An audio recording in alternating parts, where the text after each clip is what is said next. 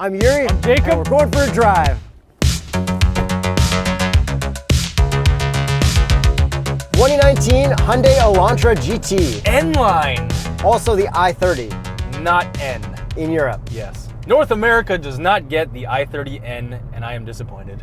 And by the way, we know a lot of you guys are watching without subscribing, so just do us a favor, hit the subscribe button. Hit the little bell next to it. It makes our day, and then our videos pop up in your subscriber feed. It'll be fine. We don't spam you guys, 2 videos a week, that's it. Horsepower and torque. 201 horsepower and 195 pound-feet of torque from a 1.6 liter turbo 4-cylinder, which is unchanged from last year. Why does that sound so familiar? Because they've been putting this engine in every Hyundai for the last couple of years. But is it good? It's good. I like it a lot. Yeah, there's no rev hang, which one-ups the Civic Si. It is not GTI fast, No, it's not. or not GTI horsepower. To me, it feels pretty much as fast as a GTI and an SI. There's about a 20-30 horsepower difference. But like 0 to 60 and everything, like it's very similar. Yeah, it feels great. Like we did compare an SI to an Elantra GT earlier last year. Yes, we did. And then we compared the SI to the GTI when we were talking about it in the review, and the SI to the 86. Yeah. So like, they're all kind of in the same ballpark. Oh, for sure. I'm gonna start this off with a little bit of a cliche corner send. Oh, go for it.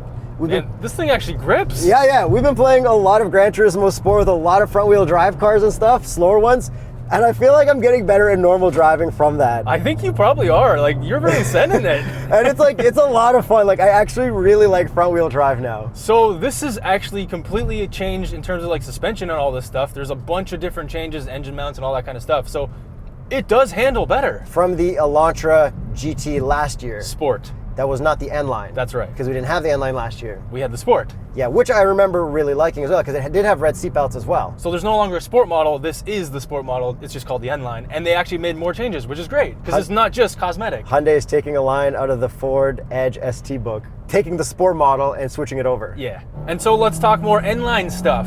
N, as we know, because the Veloster N stands for Namiang and Nürburgring. You know where this thing was tuned and tested? Let me guess. On the Nürburgring. Oh. Yeah, they actually did that with this, which is pretty cool. Even through the S's before Cliche Corner. It's like so much fun. Yeah. And driving wise, the boost kicks in like a lot later than I guess I'd expect it to. Yeah, it's not really turbo lag, Yeah. but it just pulls a little harder in the upper So RPMs. the harder you run it, the more boost you get. I Yeah. guess like it's good like that. Driving this harder is more rewarding. Like Yeah. this would actually be really fun on a racetrack, and I didn't expect that. Yeah, and like even heel toe downshifting is super smooth in this. I really like it a lot. How's the pedal placement?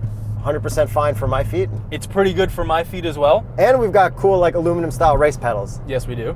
And in terms of handling, this does have independent rear suspension, which is nice to see because the Mazda 3 went to torsion beam, but it didn't really matter. Like it handled really well. So people are figuring out both systems right now. So this would probably be a direct competitor for the front wheel drive manual Mazda 3, which is not a Mazda Speed 3. Yes, it would. Because that doesn't exist yet. Correct. And the all-wheel drive doesn't have a manual transmission. Until they put in that 2.5 liter turbo, which I predicted hopefully. Which will be a GTI/N/ST competitor, kind of. It'll be a Mazda Speed Junior because they don't want to use Yeah. Mazda Speed ever again. I'm really excited for all this front wheel drive stuff. So am I. It's I'm fun. like, I'm having a bang of a good time. And in terms of overall suspension, this is definitely stiffer than last year's model, which is pretty cool to see. It's very noticeable. Yeah, I didn't expect that either. Like, they actually did a lot with this. But even though it's stiffer, it's not that stiff. No, it's not like uncomfortably stiff. But It's not like Focus RS and No. stiff suspension stiff. But it's noticeably a little bit stiffer. It is. Like over like little bumps, you feel it. Yeah, And with all my driving stuff out of the way, I'm sure you'll touch on it later because you're going to want to send this through Cliche. I will, absolutely. Let's talk about the looks, because for it. that's kind of like the biggest thing. This is the N-Line, which is kind of like an M Sport, which is kind of like an S something, which is kind of like an AMG something line. Which is kind of disappointing, but at the same time, I like it. It's a good way to expand the N brand. Yes. And in the States, so the Veloster N, there's a performance pack and a non-performance pack. Yeah, we only get the top trim in Canada. Which I think is the way they should do it. But like, I guess even like the non-performance pack one is kind of like an N line as well. Well, no, I think it's a little more N. Yeah, but it's a weird thing. It's like a It- C43 instead of a C63. Yes, exactly. So And like the whole way everything is set up is kind of weird. yeah, I don't like that they're confusing people because people are like, oh, I have an N line. Like, well, what's that? I don't even know what an N is yet. But better suspension and stuff. So like, Yeah. I'm cool with like going through Cliche. Like it's fine. It is a good. I appreciate that this is not just cosmetic changes. I greatly appreciate that. But I want to get into the cosmetic changes. Yeah, go for it. We've got a cool little lip around the front and around the bottom. The grill is also different. Yeah, but like the lip, like that adds a lot to it. It does. And then in this paint, it's like a dark burgundy. Yeah, not my favorite. And the color offerings are kind of disappointing just because you have to pay $200 for every other color other than white and silver.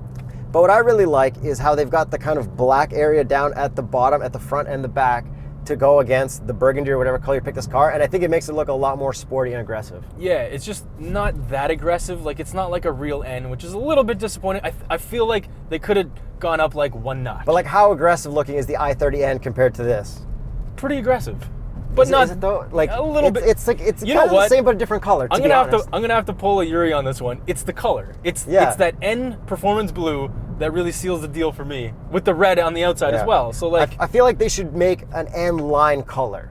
yeah, It's like, this is our N color, this is our N line color, and then this is whatever color you want for normies. I'm fully in agreement for normies. Yeah. The body line is pretty nice, coming across from the front all the way to the back. And then on the back, we've got like a nice little dual exhaust. Yeah, and it sounds pretty good. Yes, like surprisingly good from the outside. You can kind of get it to like pop a little bit or burble, but it's like pretty minimal. But at low speeds, it's like the perfect sound. And it sounds the same as it did last year. I don't think there's any changes to the exhaust. Also at the back, we've got kind of like fake vents. Yeah, I noticed that. Like, I don't mind because it's an M line, but I still kind of I'm mind. excited for the future when they learn how to like work around that design feature. And also, there's no pumped-in audio on this Elantra GT. Yeah, I appreciate that. You know what car does have pumped-in audio? The GTI, but it sounds good. It does sound good, but we don't like that in general, right? Fair enough. And then other than that, on the back end, I think it's a very good shape. It's like very stocky looking. It is. It's very stocky, hatchy looking, which is more hatchy than the new Mazda 3, so I like the overall shape of this more. Now, guess what my favorite part of this Elantra GT N line is?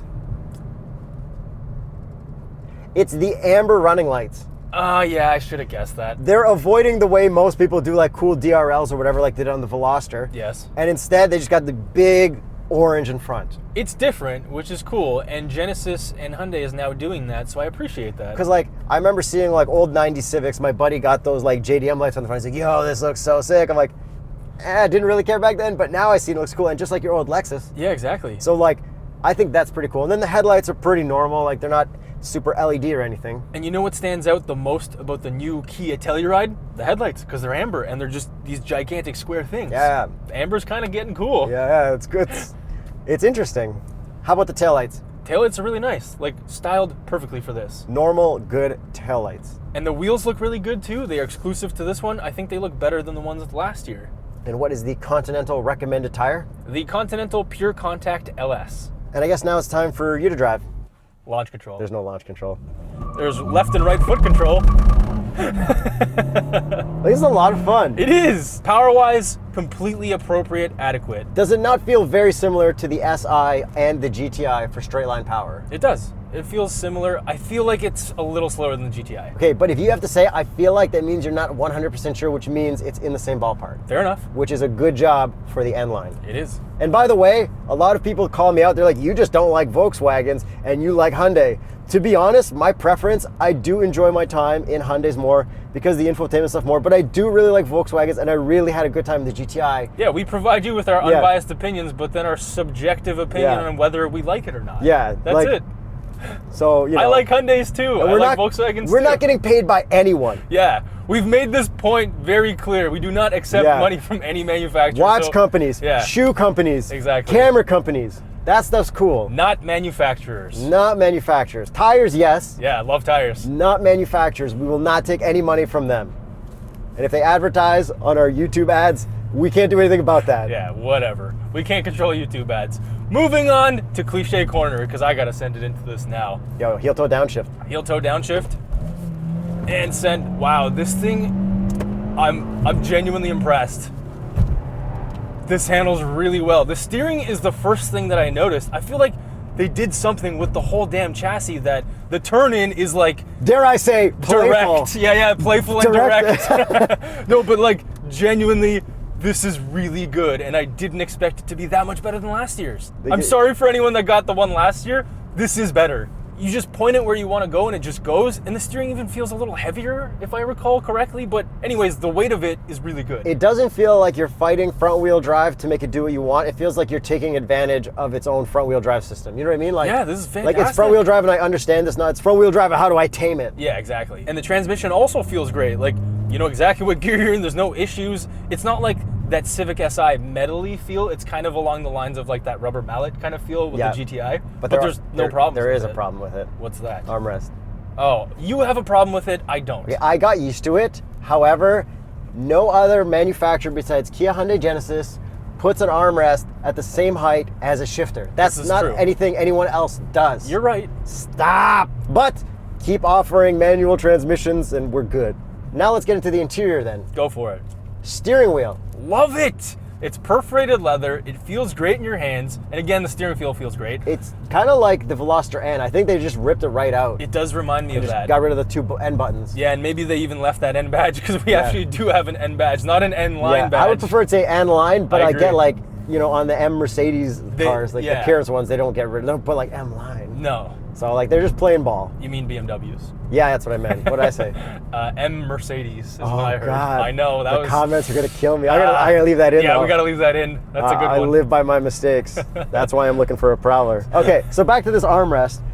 It does slide forward and it stays there. Apparently I said the GTI doesn't, and apparently it does. I am sorry for that. What else did we get wrong? Apparently it has launch control, and the one that we reviewed in 2018 had launch control, and we used it, but we couldn't get it to work, but it does have it, I guess. So back to the interior for this. We don't have a manual e-brake, which sucks. Yeah, it does suck. But the GTI did, which was way better, but then the Civic didn't. Exactly. So this one, if the e-brake is on, you put it in drive and drive out, and it's like not as smooth as I'd expect it to be to like disengage the e-brake, but whatever.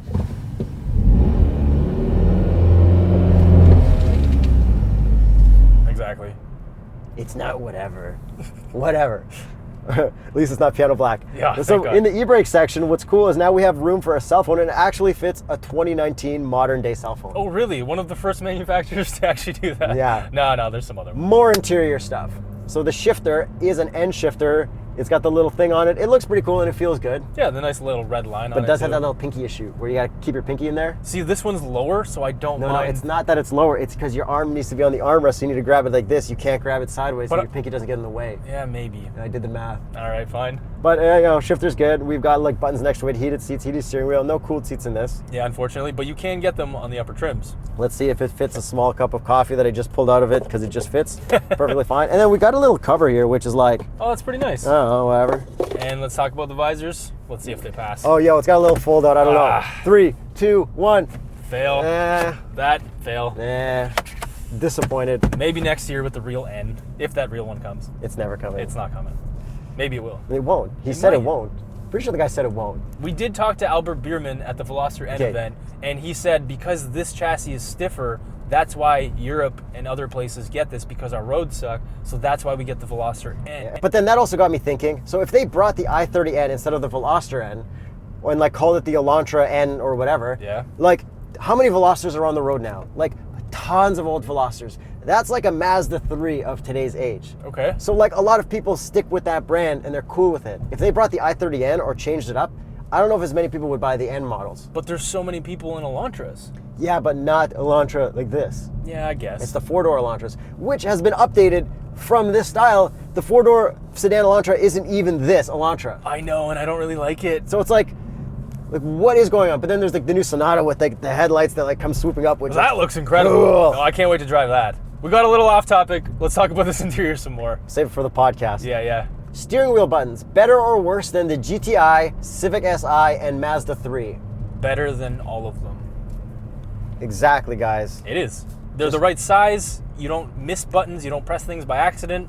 That's it. They are gloss black, so that kind of sucks. But like the button placement makes perfect sense. But the actual buttons are not gloss black, so it's a good way around it. So if you guys are hating on me for Hyundai fanboying over GTI, like it's little things like that that add up that make me enjoy driving this more. Yeah, that's true. And I hate those Mazda 3 buttons. Let's talk about this infotainment, Yuri. It is the normal Kia, Hyundai, Genesis infotainment, but this one doesn't have the favorites button to get right to CarPlay. You got to click apps and then click your thing. So I am very disappointed. We got rewinding style radio stations, only 10, no tune mix, which kind of sucks. They're falling down the line of better infotainments. But you know what I really hate? What's that? Reach for that tuning knob. Like it's so far. It's and it's you're okay for tall. me, but it's a little far. Yeah. But at least we have a tuning knob, so let's take this in strides. Yeah, hard buttons for all our climate, which works great. It also does have Android Auto and Apple CarPlay still, so great job. Works normally. And I guess that covers the infotainment. Oh, you want to see something weird? Sure. Look, when I close this compartment and my phone cable's sticking out, try to open it. Oh yeah, you gotta like push. No, push really hard. Oh. Keep going, come on. Don't give up. Yeah. Oh wow. Isn't that weird? Yeah. Like- that is a design flaw. Pass through, guys. Well, that's a good find, Yuri. Yeah. Journalism. Okay, another interior thing. We've got a lot of hard plastic, but also a lot of soft plastic. That's soft. Yeah. Okay, what is this? Hard or soft? Guess. Soft. This, hard or soft? That's soft.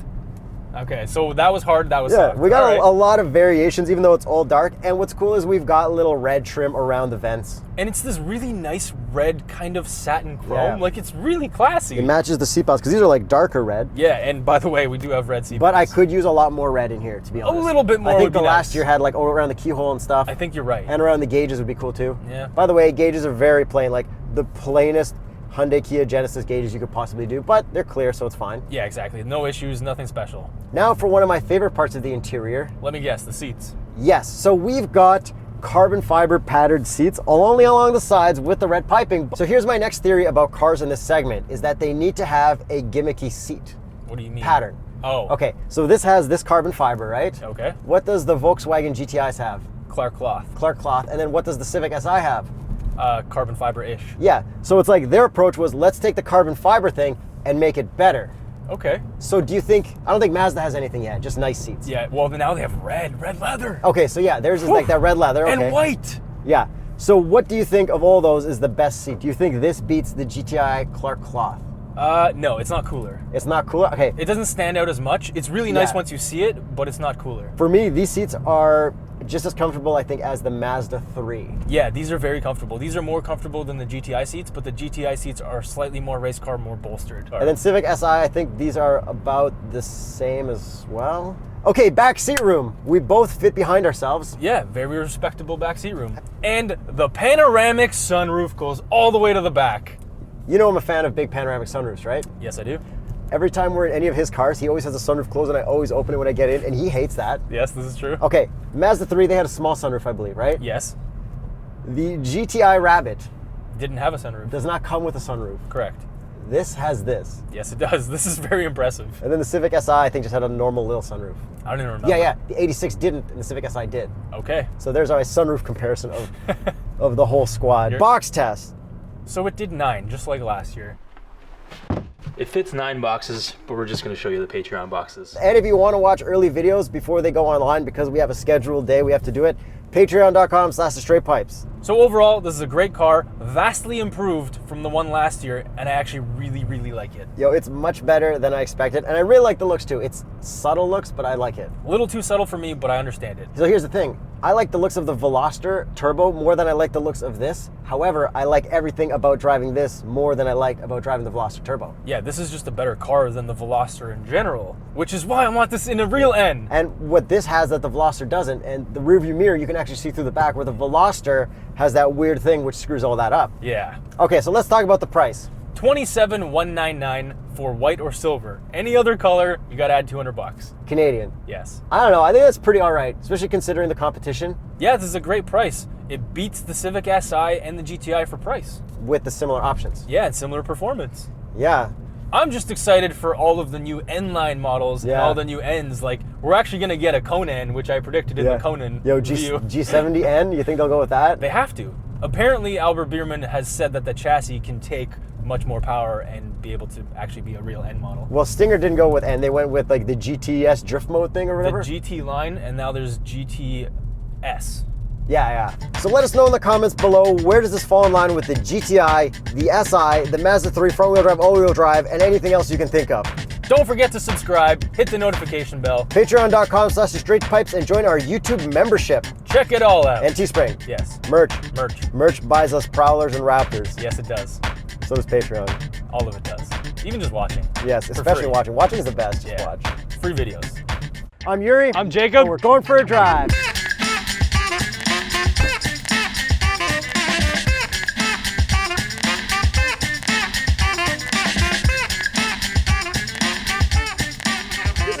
commercial break. Don't forget to subscribe. Subscribe right now. Subscribe. We didn't do that.